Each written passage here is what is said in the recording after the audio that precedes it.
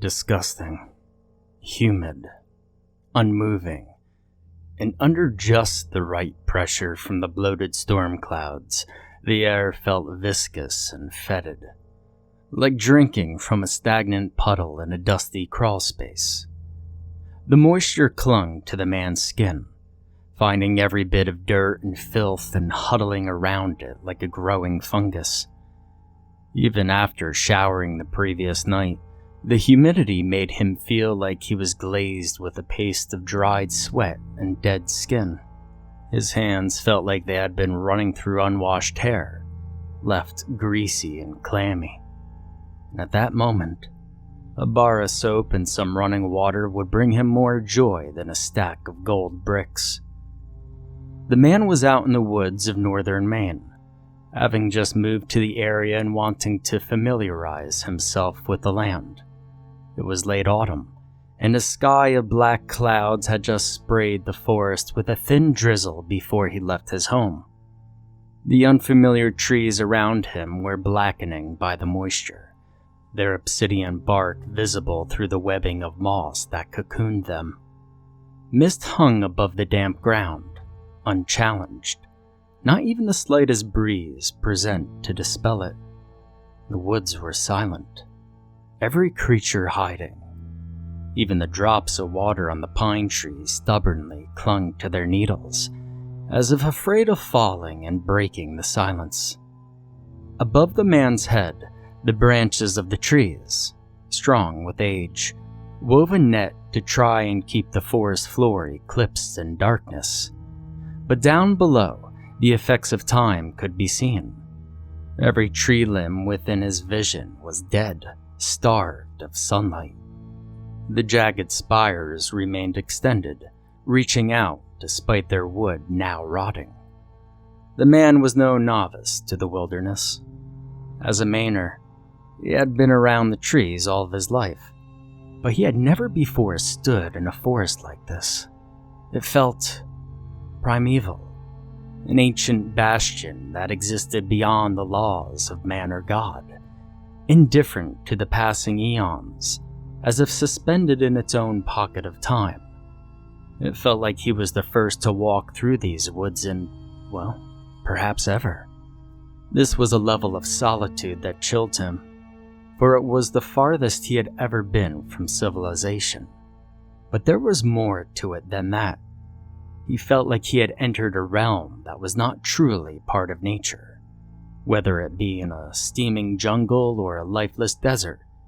He would feel more at home, more in tune with the world than he was here. He came out of the woods and into a field, glad to escape the shadows of the trees. He looked up at the sky, at the dark clouds that claimed dominion over the land and refused the light of the sun. There were only a couple of hours left of sunlight. He needed to head home. These woods chilled his blood during the day. He didn't dare remain outside during the night, but he stayed at that spot, at the very edge of the field, looking back into the darkness of the trees on the other side. He wanted to get home. He wanted to get home and lock his doors, cover his windows, and hide beneath the covers until the weather cleared.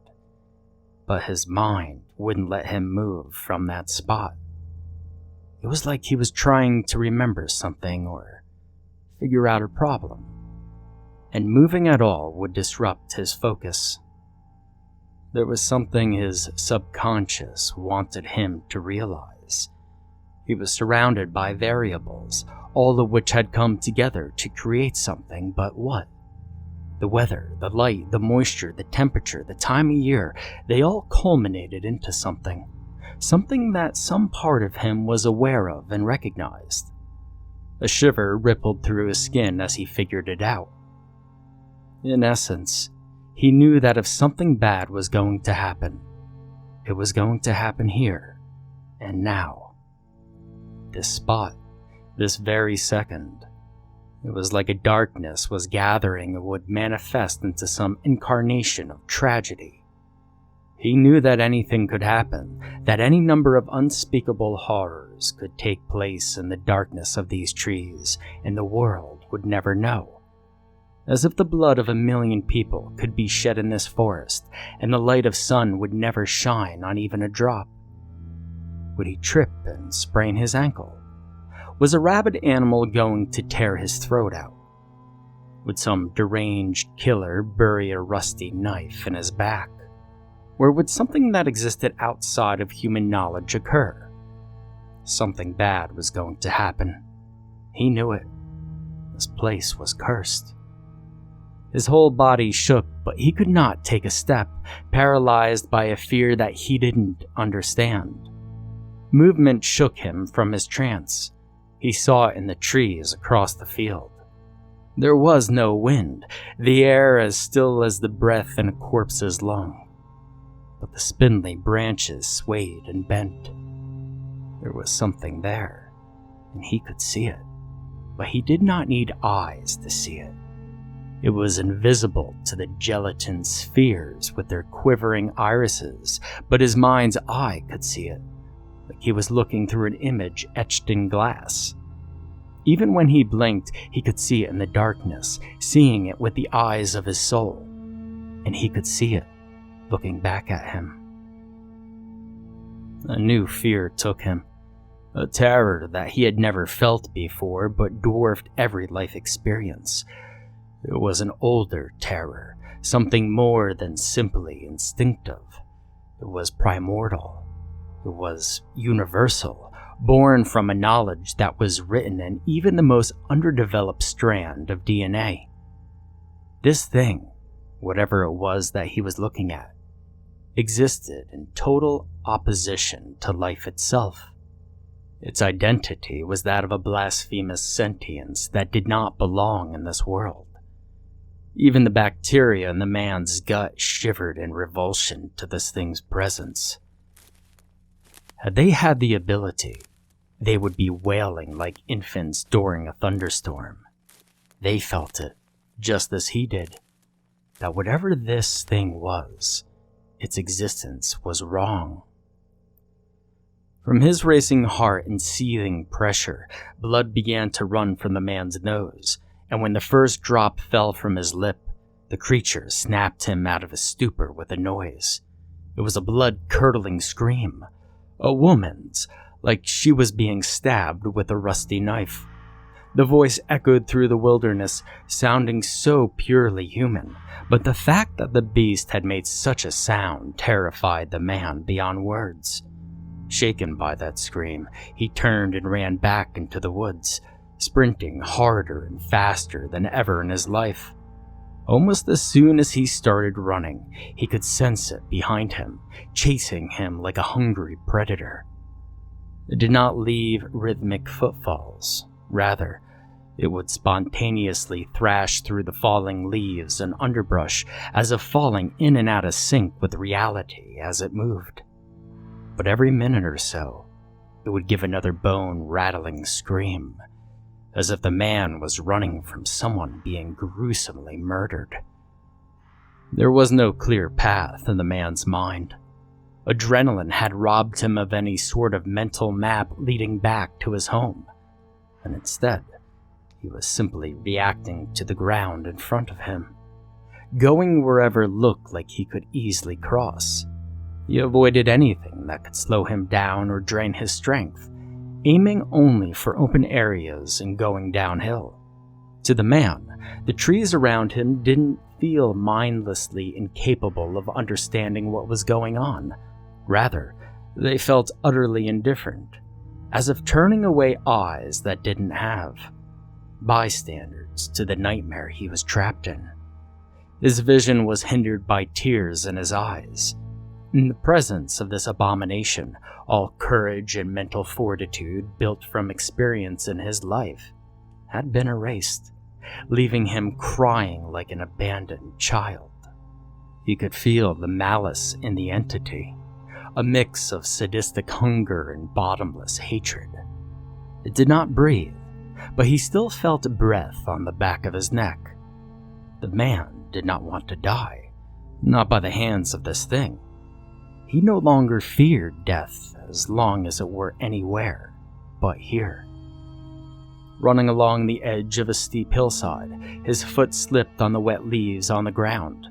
He fell, rolling down the cliff without any way of stopping himself. He hit multiple trees as he slid, beating and bloodying him, but unable to overcome his inertia and save him. Finally, he reached the bottom and landed in a creek, his forehead stuck in exposed stone, cutting his face and leaving him disoriented. But fear wouldn't let him rest. He forced himself to his feet and scrambled up the other side. Once upon stable footing, he resumed running. His face was covered in blood, and the frigid water of the creek was carried in every fiber of his clothes. But he continued running. He no longer knew if the beast was still after him.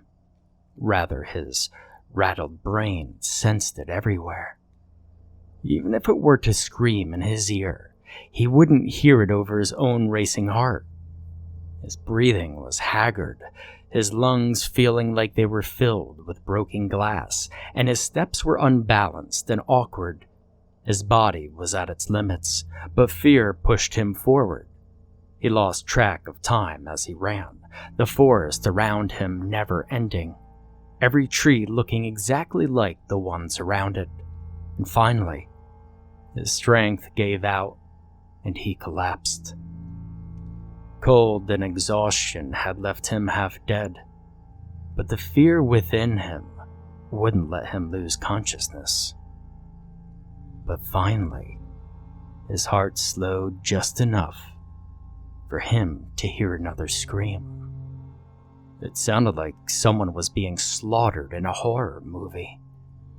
But it was off in the distance. Had he escaped the beast? Had it lost track of him? That glimmer of hope restored some of his reasoning.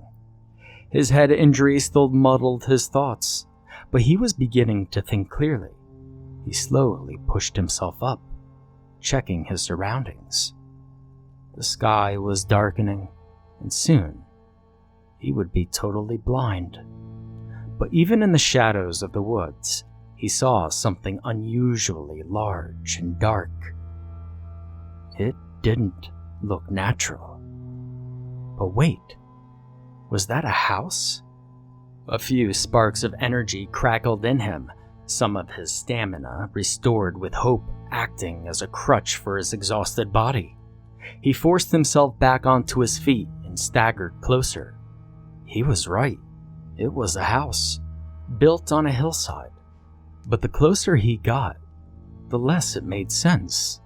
It was a 2-story house, but it looked dilapidated, and there were no power lines. It had a front porch with an overhanging roof and 2 forward-facing windows on the 2nd floor, making it almost look like a skull with its mouth hanging open. He had no idea how long ago it was built, but judging from the rickety pickup truck parked next to it, it was old. There were no signs of life from what he could see, no lights or noise. But there was something on the windows. The man shivered, but not from the autumn air or his wet clothes, but from the realization that the windows were splashed with blood. On the left, 2nd floor window, a lone handprint was pressed into the blood, but what truly scared the man was how small the handprint was.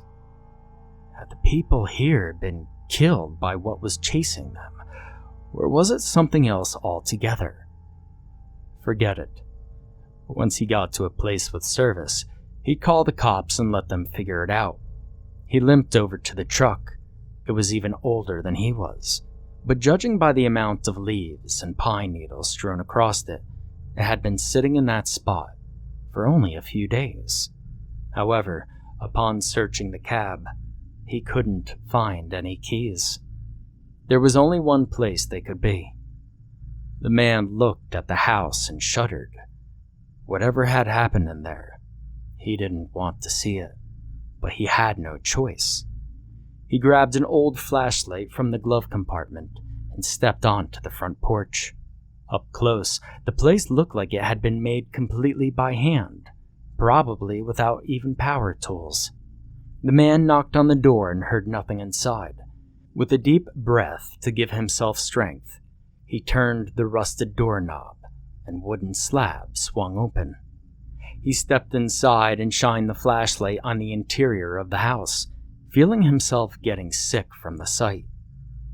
The first floor of the house was a single room, the floor littered with several bodies and various pieces of others.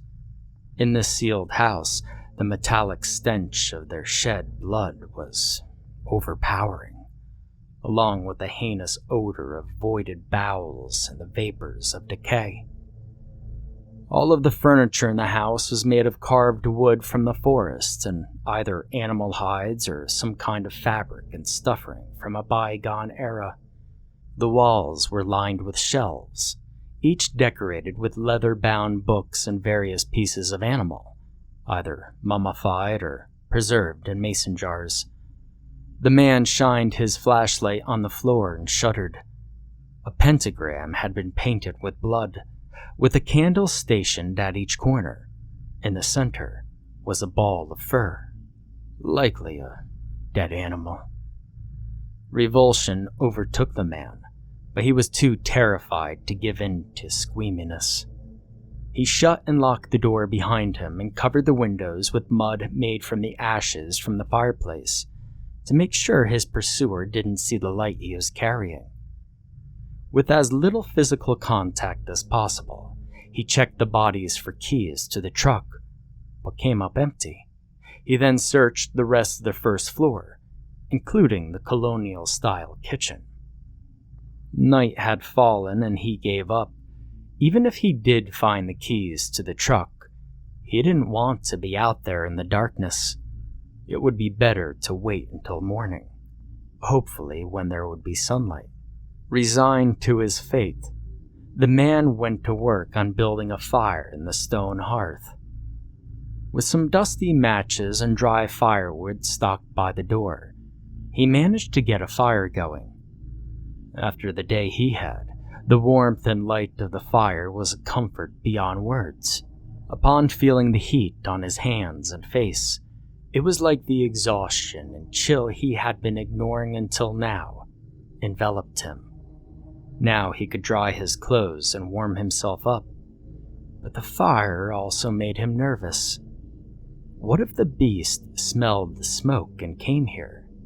What if some of the light managed to pass through the windows or the door? He sat there for a long while, simply staring into the flames. Even without a refrigerator, the kitchen held some preserved food, but he wasn't even in the mood for eating. Despite his exhaustion, it was hard for him to work up an appetite when surrounded by corpses and forced to bask in their stench. Upstairs, there were probably beds for him to sleep in, but he didn't dare go up there. He didn't want to leave the warmth and security of the fire. He didn't want to touch the filthy sheets that these backwoods savages slept in. And most of all, he didn't want to find the remains of whoever left that small handprint on the upstairs window. He would be content to simply sleep on the floor by the fire. That is, if he could even sleep at all. His thoughts always drifted back to the dead bodies surrounding him. What the hell were these people doing? What kind of evil rituals were they into? That pentagram, they used it to summon the beast from the woods. Was that animal in the center of the circle a sacrifice? From the looks of it, whatever they summoned, it turned on them. Just what on earth had they unleashed? And then he heard a tapping, his blood turning to cold slurry. The man spun around and looked to the windows. And there, out on the porch, something was tapping on the glass. Even through the ash smeared across the window, he could see it. A shadow darker than the night itself. It had found him. He scrambled to his feet just as the door burst open, and it stood there, staring at him. All the fear that the man had felt before came rushing back, his body shivering and tears falling from his eyes. No, please, anything but this. He didn't want to die here, for this house to be his tomb.